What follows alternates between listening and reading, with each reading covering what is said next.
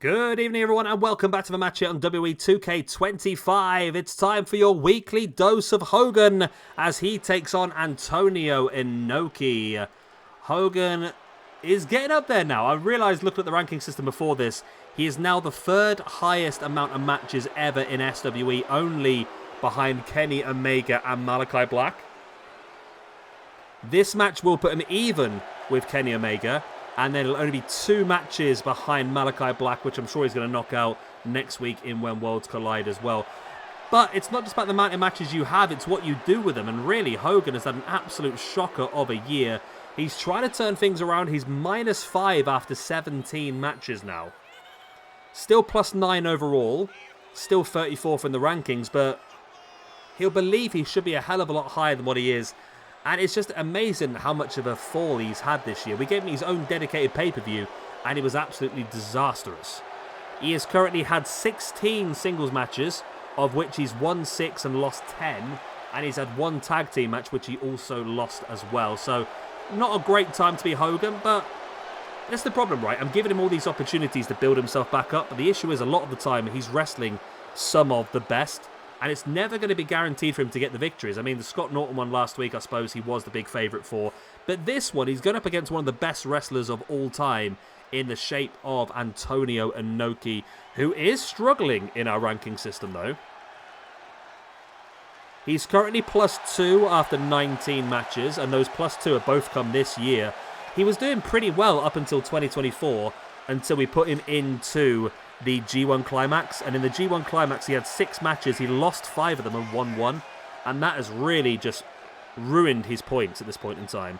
So he is slowly on the rebound. I say 2 points so far this year puts him up to a +2, but he needs to get more and more and more, because he's a former SWE All-Asian champion, and he'll feel he should be at the upper echelons, which he should be. This guy should easily be in the top 50 wrestlers of all time in our ranking system. But it's the same situation as Hogan. He's always going to be facing off against the best. You're never going to see Antonio Inoki going up against Mr. Iguana, right? You're never going to see those sort of easy matches for them. So, I mean, the cream does always rise to the top, but sometimes it just takes a little bit longer for some people. Right then, we are underway. The bell goes, and this one really could go either way. I mean, in my opinion, wow. I feel like Inoki should be the favourite, but this is New Japan Hogan. We discussed this last week. New Japan Hogan is a different animal to what a lot of people know. I'm sure Omega might be able to tell you in the comment section down below if he's watching that New Japan Hogan was just a step ahead of what we ever saw in WWE. I don't know if that's because, or WWF at the time obviously, I don't know if that's because when he hit WWF he was getting a bit older, whether Vince throttled his moveset to try and make him more marketable, I don't know. I did see a thing a while ago actually which explained a lot of like babyface movesets to me, and it's all to do with children. Like the average child can remember like a pattern of 5 things, some of them sort of lines. So that's why you have the likes of Cena with his 5 moves of doom, and he does them in order, the same order every single time, because it's the repetition that makes it marketable with children. And I wonder if that's the same sort of thing. I mean, that's probably a little bit advanced for early 90s, late 80s, I suppose, but I wonder whether his moveset was throttled for that reason. I might just be talking complete bollocks here, so let me know in the comment section. I'm sure Omega will have a much better knowledge on this sort of thing than I ever will, to be honest, but yeah, you look back at some of the Hogan stuff, I mean, he was dropping drop kicks. I mean, he body slammed Andre the Giant long before WrestleMania 3 over in New Japan, and did work matches like this. Nice dragon screw. And you even saw with the match we had last week against Tatsumi Fujinami, it's just a different moveset that Hogan has as well. I mean, he's not rocking the atomic leg drop or anything like that here. He hit a stiff clothesline, I think, in the last match to get the victory. How did that match do? Generally, the Hogan matches just do terrifically well for no apparent reason. It's one of the worst Hogan matches we've had so far, you know. Only 86 views. Saying that it was only 2 days ago, so you know what, it's not bad. Now you look at the other matches in that day, 19, 35, 36, 37, 22. So 86 views is actually the best we had. Then you look at last week, you had Hogan versus Scott Norton. 577 views for Hogan versus Scott Norton. Week before that, you've got the previous Hogan match, which was... Where was it? I'm sure we did more than that. Where are they all? Well, you've got Hogan versus The Rock was 417. Hogan versus Andre, 875. They're just great views of Hogan. Amazing, really. Pinned now by Inoki on Hogan. Only a 2 count.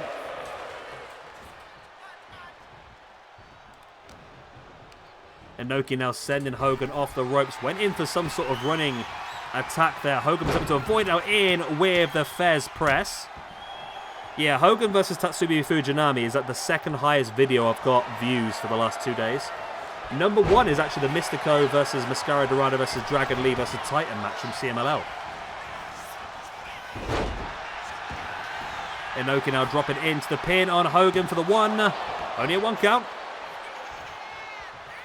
And I said both of these guys need this. I think, maybe for me, I think Inoki needs it more than Hogan. Because for Inoki to be sat in 150th position on +2 is pretty poor. It really is. As Hogan now locking in with the sleeper hold on Inoki, who fights back with the jawbreaker. Yeah, when you look at some of the people that are currently rated higher in the ranking system than Inoki, you look at the likes of Odyssey Jones. You do the likes of Mr. Pogo. Haystacks Calhoun versus Antonio Inoki could be an interesting one. Oro Mensah. Steve McMichael. Leatherface. Yeah. I mean, there's some interesting names up there. Heidenreich.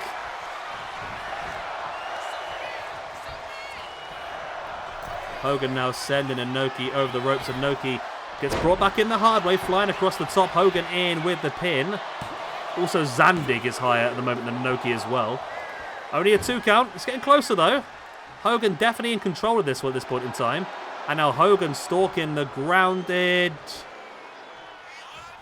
Inoki grabs a hold of him up now onto the shoulder.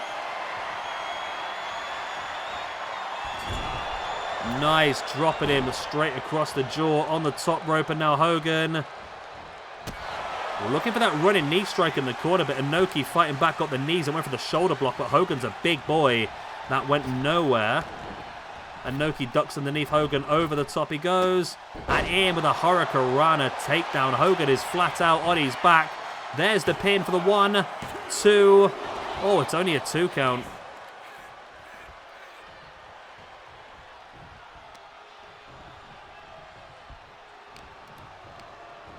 Inoki now sending Hogan off the far rope. So, wow, look at that cutter. That was incredible. I've never seen a man fly like that. Wow.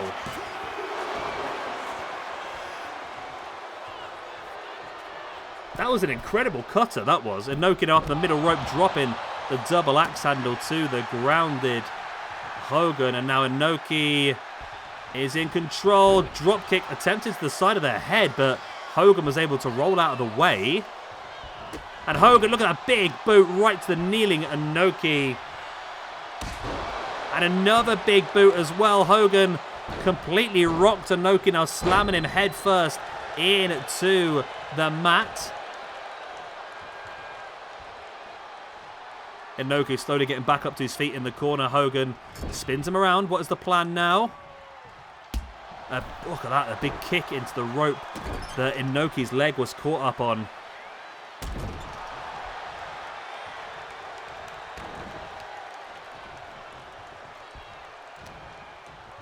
Hogan now sending Inoki off the ropes. Ducks underneath. Over the top he goes. Look at the agility of Hogan. In with that stiff clothesline. That's how he got the victory the other day. There's the 1. There's the 2. And no, it's not enough as of yet to get it.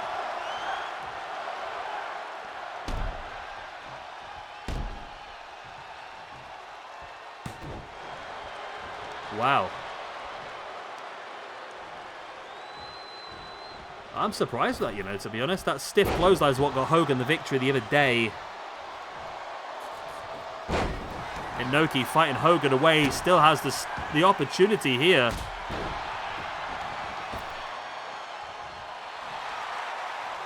Inoki winning Hogan back up to his feet. What is he thinking now? Springs over the ropes. Him with a Hurricanrana. When did Inoki pull moves like that out?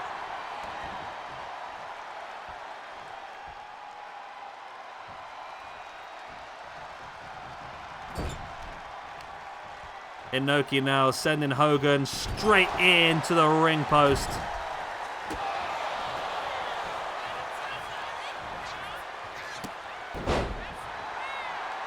Inoki in firm control now. He's turning it around. It was looking pretty iffy for Inoki. Only a few minutes to go. Now all of a sudden Hogan is in is in trouble here. Inoki's in firm control, shall I say.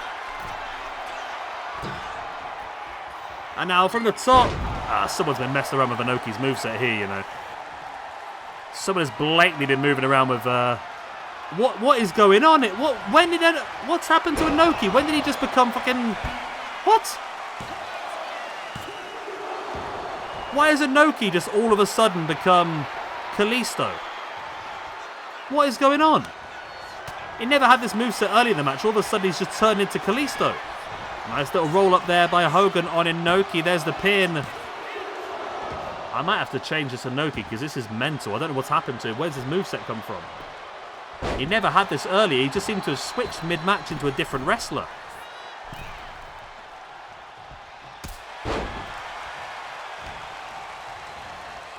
Hogan sent Inoki off the ropes, ducks underneath once again. Over the top he goes. In with that stiff clothesline for the second time in the match. This time, surely, it's going to be enough to secure the 1, the 2. And no, it's still not enough. What? How is Inoki surviving this? Went for the running knee strike in the corner once again. Oh, this is getting bizarre now. What has happened to Kalisto's moveset? Not Kalisto. What has happened to Inoki's moveset all of a sudden? He wasn't like this early in the match, I'm sure. Is it just me? Hogan's got the win either way, but what happened midway through this match? It's just like he was transformed into somebody different. Right, Hogan then with the victory moves up to a -4 overall for the year now, +10 overall forever, which is actually pretty good considering where he was at one point. Antonio Inoki is now dropping down to a +1, but we need to do some serious looking at this Inoki because what has happened to this guy? It's like he just got possessed by the spirit of Kalisto midway through the match. I don't know what happened. But that is the end of our little run around with New Japan Hogan. I've quite enjoyed it, to be honest. Of course, next week we'll be back to Standard Hogan for our When Worlds Collide. Got to try and find a couple of AAA legends for him to go up against. I'm thinking Mil Mascares is going to be one of them. And I'll have to try and have a look at the anyone else who would be a good... I mean, we've got the AAA Hall of Fame. Rey Mysterio Jr. is in there. Eddie Guerrero's in there. Octagon. Perro Aguayo, maybe? Hector Garza. The original Hector Garza. Silver King as well. La Parka is a good shout. Conan. Considering that Conan's now the owner or the guy who runs AAA, the fact that they put him in the Hall of Fame this year is a real ego stroke, isn't it, for himself? Silver King's an opportunity. Obviously wrestled quite a bit in WCW as well. Okay. Silver King's not a bad shout, you know. Oh, he's actually brothers with Dr. Wagner Jr. Okay. Who we will see later on this week.